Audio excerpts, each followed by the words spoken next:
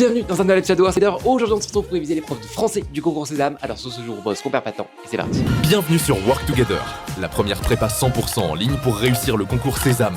Alors ready pour intégrer la business school de tes rêves? Rendez-vous sur worktogether.fr.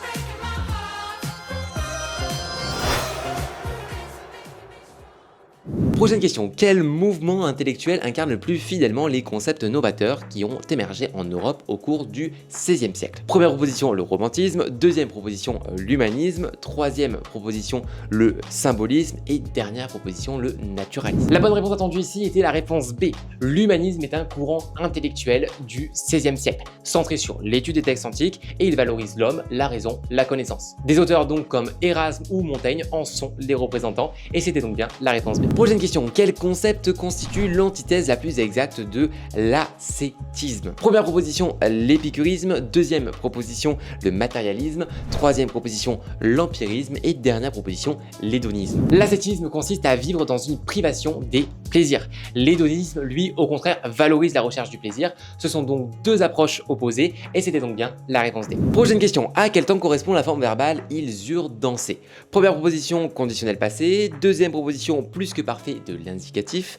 Troisième proposition, passé antérieur. Et dernière proposition, futur antérieur. Et la bonne réponse attendue ici était la réponse C. Eurent dansé est un temps composé. Il utilise l'auxiliaire avoir au passé simple et le participe passé danser. Ce temps s'appelle donc le passé antérieur et il est utilisé pour exprimer une action accomplie avant une autre action elle-même passée. C'était donc bien ici la réponse C. Quel type de discours caractérise ce passage?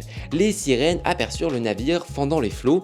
Elles entonnèrent aussitôt mélodieusement. Viens donc, illustre navigateur, gloire de ta partie. La bonne réponse attendue ici était la réponse C. Le passage raconte une suite d'actions. Les sirènes observent un navire, il y a un enchaînement. On est donc ici dans un discours narratif. C'est le type de texte qui met en scène des événements. C'était donc bien ici la réponse C. Prochaine question. Une concernant les événements qui se sont produits deviendrait pratiquement incontournable. Première proposition, une vérification. Deuxième proposition, une enquête.